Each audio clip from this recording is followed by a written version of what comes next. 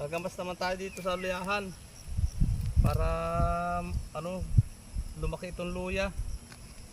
Masyadong madamo. Nauna pang lumago ang damo.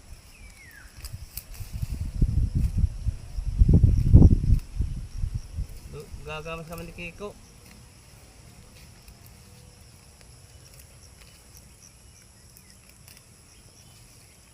Ito naman din ang damo.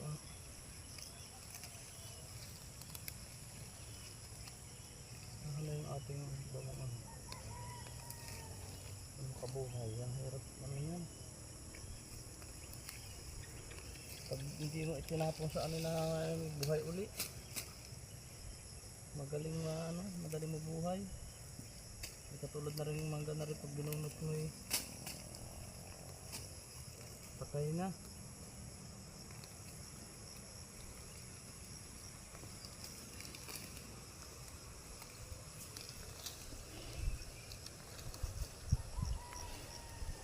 Ito ang anak yung ating ginamasan sa likod.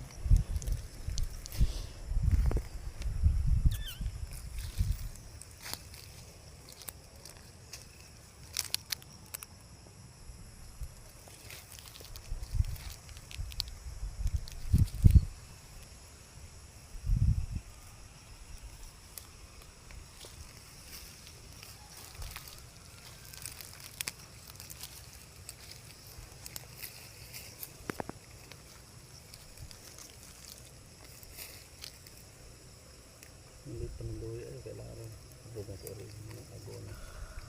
Hindi naman ang payat ng lupa rito ay kaya maliliit ang luya. Hindi katulad